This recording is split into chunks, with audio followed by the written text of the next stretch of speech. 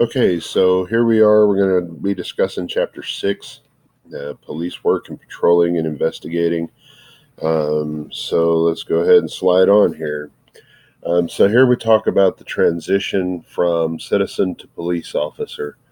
Um, and back in 1950, there was a study done with the Gary, Indiana Police Department by Mr. William Wesley. And he was the first person to coined the term of police subculture, where he identified that within the arena of policing, there is a different culture than just that among citizens. And so policing tends to recruit the best possible candidates. And we have a quote here from August Vollmer, who we mentioned previously, that August Vollmer was the guy from Berkeley, California, that created a bunch of things that you see today: the police academy, the standardized hiring process, so on and so forth. And August Vollmer describes the perfect police candidate as having the wisdom of Solomon, the courage of David, the patience of Job, the leadership of Moses, the kindness of the Good Samaritan, the diplomacy of Lincoln, the tolerance of the carpenter of Nazareth, which is a different way of identifying Jesus, and an intimate knowledge of the natural and biological sciences.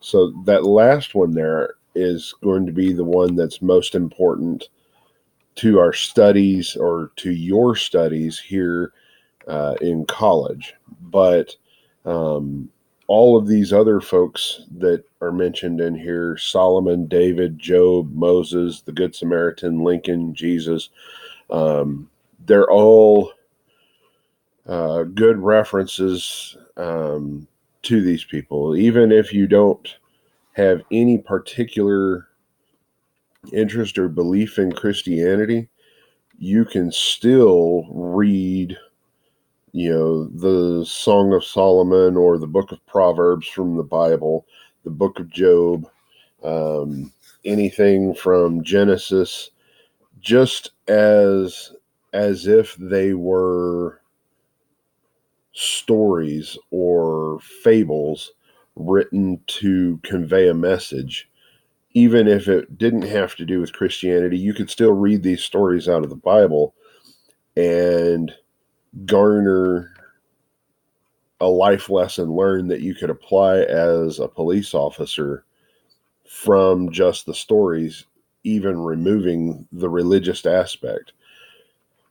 Because Solomon, David, Moses, the Good Samaritan, each of them, just looking at them from a sociological standpoint, had a lot of things to deal with. Now, Job, on the other hand, that story is much more religious oriented, in that Job was a human involved, used as a pawn in a struggle between God and Satan, and all of this. But there's still a sociological lesson that can be learned from the story of Job. But you can still learn so much sociologically from each of these stories out of the Bible. But in particular, that intimate knowledge of the natural and biological sciences, that's going to be important to you in your collegiate studies, because that is what we can actually introduce into the courtroom. Having the wisdom of Solomon, the courage of David, the patience of Job, the leadership of Moses, the kindness of the Good Samaritan, diplomacy of Lincoln, the tolerance of the carpenter of Nazareth. All of those are things that you need to be a good police officer in the field, on the street. But that intimate knowledge of the natural and biological sciences, that's what you're going to bring into the courtroom.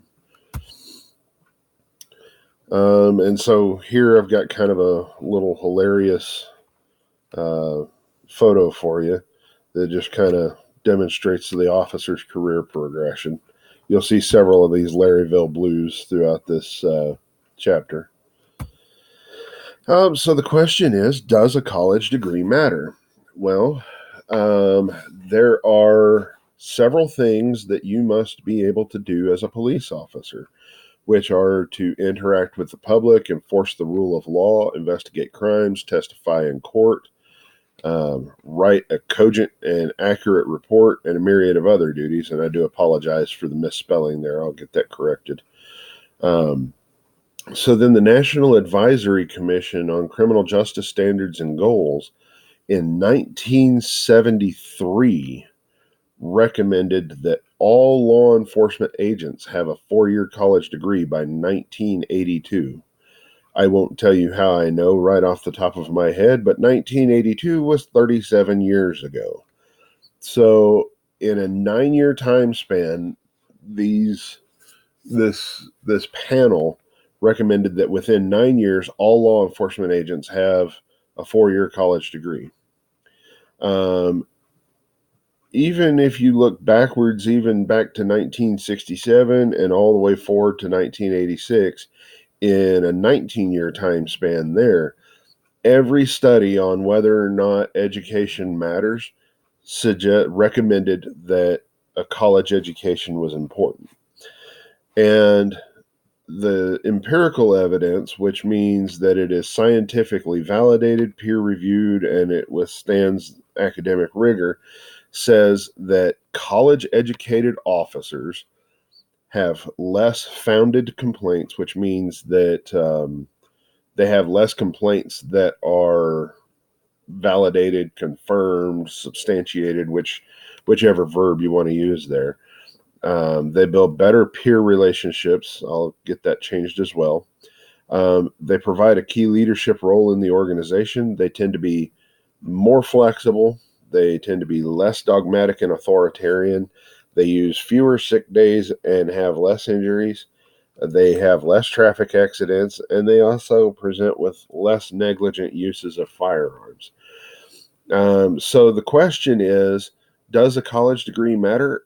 I think absolutely it does. It makes you a better officer. Is it necessarily required for the job? No.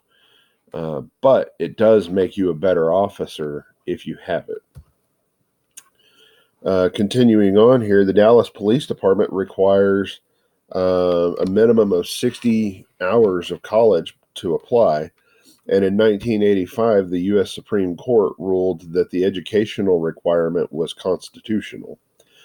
And then we have Norm Stamper here, the chief of Seattle Police, who says that your academic training in college prepares you for policing by these following things: of getting up for classes, attending class at night after work, reading dense texts, writing term papers, questioning your professors. Did y'all hear that part? Questioning your professors. So actually speaking up and talking to me in class. Associating with people and ideas that force you to think.